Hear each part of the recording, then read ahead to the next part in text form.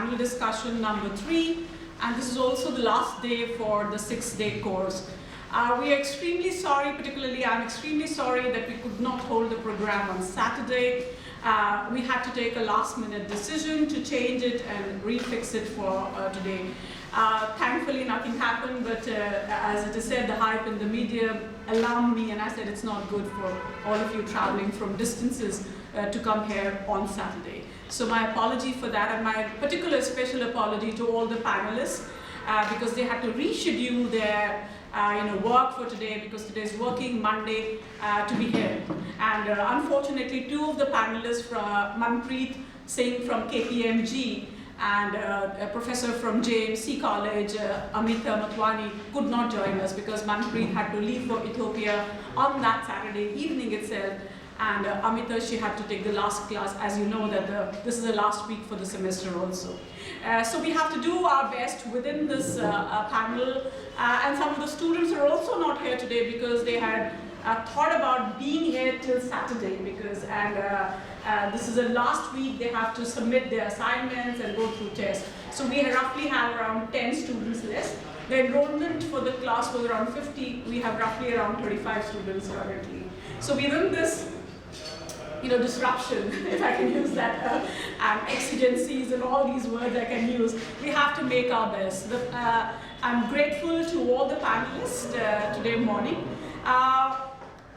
When I thought about the topic, I just used 3 key words.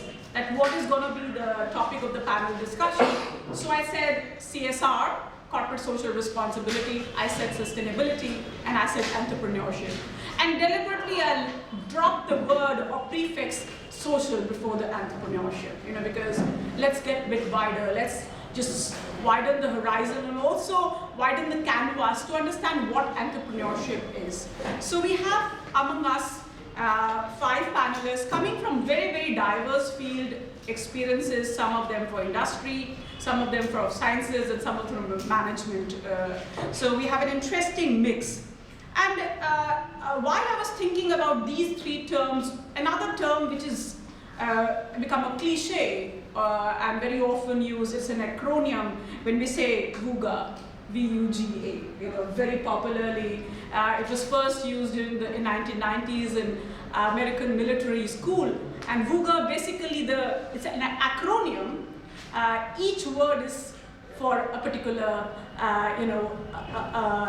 a situation which is described. I would say it's the circumstances which is described, where V is volatile, U is uncertain, C is complex, and A is ambiguous. So we are, in a way, it's a 1990 term to describe Cold War, but we are, in terms of describing the global landscape or where we are existing today, we are presently living in a VUGA world.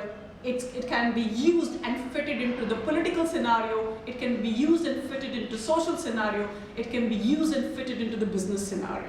So VUGA is the era, and it is particularly relevant for you guys because you are going to enter into a highly disruptive, highly complex, and an ambiguous world.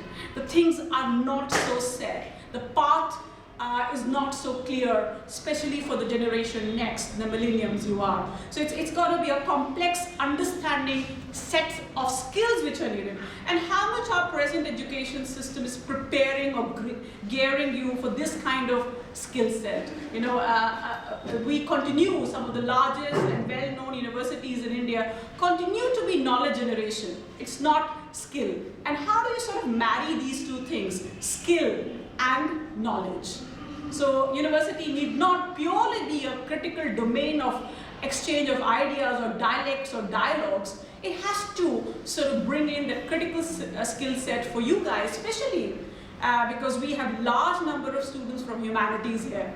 How do you use your knowledge in the current context is a question which you should be harping upon at the policy makers at the education level. And we as academicians need to dwell carefully into. Another thing when we talk about sustainability, the key punch word is how do you bring about economy and ecology, and the 3rd term is egalitarianism. The 3 E's. The classical 3 E's of management are very different, but I would have to be replaced by the efficiency, effectiveness, and economy. The economy, and I say, I'm particularly concerned about the ecology. We are seeing massive fires in Australia last 2 days, where the government itself is saying that we cannot do much, just exit. California, 1 month of rain in UK in 1 day. So just see the kind of climate catastrophe, and it's not only climate catastrophe, and it has an impact on the human beings. The impact is also on economy. And the bulbul, it is 10 people. So we are entering into that era where the old paradigms have to be revisited. Old paradigms of the capitalist model of development, perhaps. I'm not propagating Marxism or communism here, I know that creates an alarm. But we have a right. We have a right. We have lived with capitalism, especially what Fukuyama said, end of history and end of ideology in 1990s after the collapse of USSR.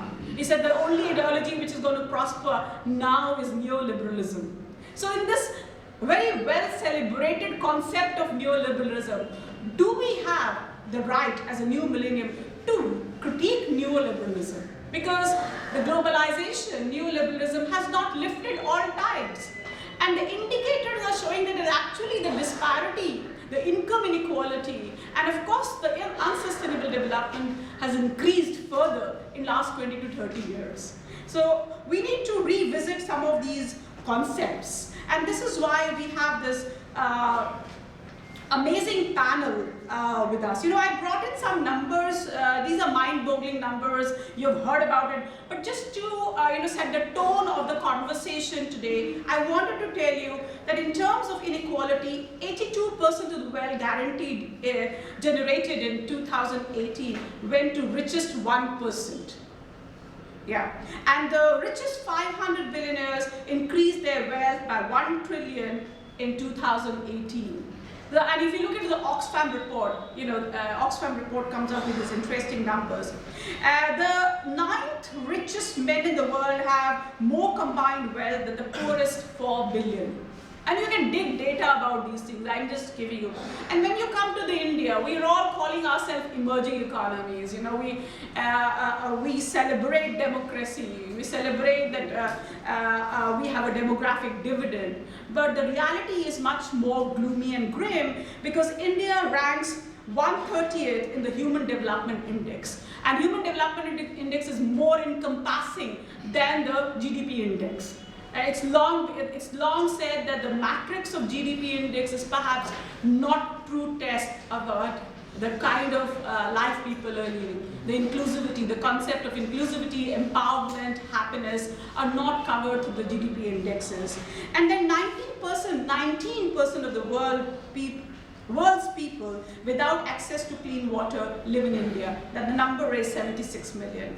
And we have some pit here, and 240 million Indians have no electricity. And the data could be different, but this is what I got. And they live in dark. Till today, I'm talking about today, not dark ages or not 70 years, we're talking about today. So keeping these facts and figures and background, I invite the panelists today on this forum. We have students from Delhi University, from all streams, from all, also from different years. This is a combined mix of students who opted for this course online. Let me first welcome Professor Hemant Rituraj Kushwaha, who's from JNU, and he received his PhD from bioinformatics from the School of Computational and Integrative Sciences from JNU. And he has been a recipient of Innovation in Science Pursuit, Inspired Research, which is known as Inspire Faculty Award in 2011, which was sponsored by DST and the Ministry of Science and Technology, Government of India. Currently, he is working on DST Inspire Faculty at Synthetic Biology Biofuel Group at International Center of Genetic Engineering and Biotechnology. He's also working in the capacity of coordinator at the Innovation and Incubation Center at JNU. He has a major role in establishing the Atal Innovation Center in JNU, which is supported by Atal Innovation Mission and Niti Aayog, Government of India. Thank you, Hemant. We have with us Mr. Sampath Biswal. He works for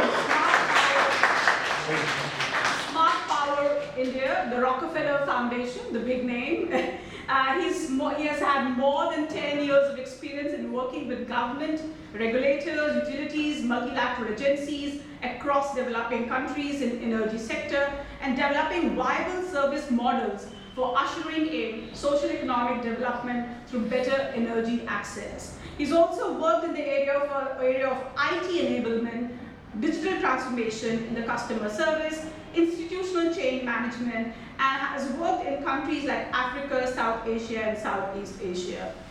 Thank you for being with us this morning. We have Dr. Deepak Pandit, and he has a unique blend of depth in academic, multinational corporations, and entrepreneurial experience.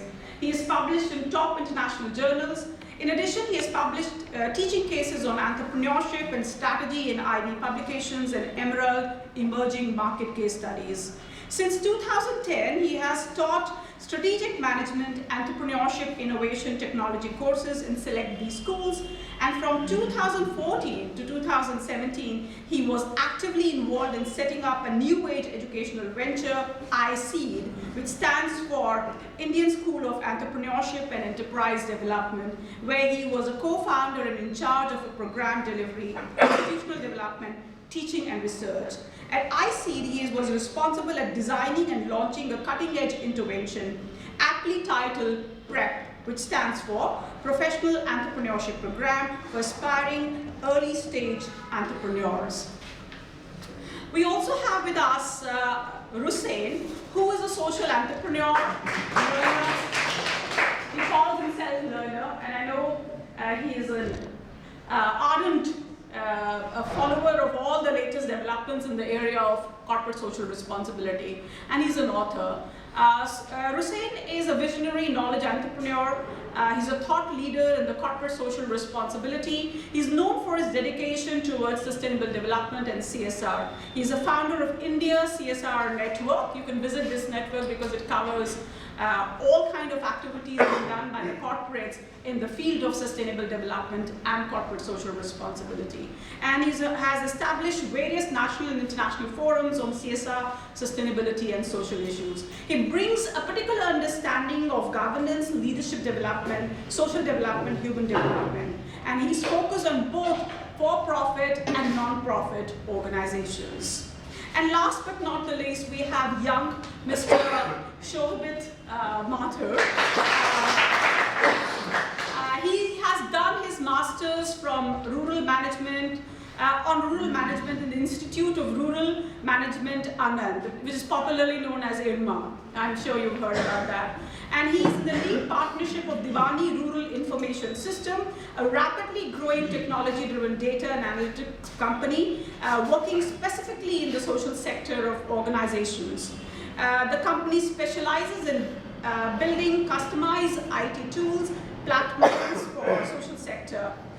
They are sector agnostic, technology agnostic, and geography agnostic company within social sector. So I welcome all five of you for the panel discussion. I will begin by throwing open the floor so that you can talk about your area, your journey, and I give around 3 to 4 minutes to each of the panelists. I'm not focusing particular question, but I want you to focus on your understanding of entrepreneurship, social entrepreneurship, and sustainability, and the niche area, particularly where you work in. I start with Hemant. Yeah.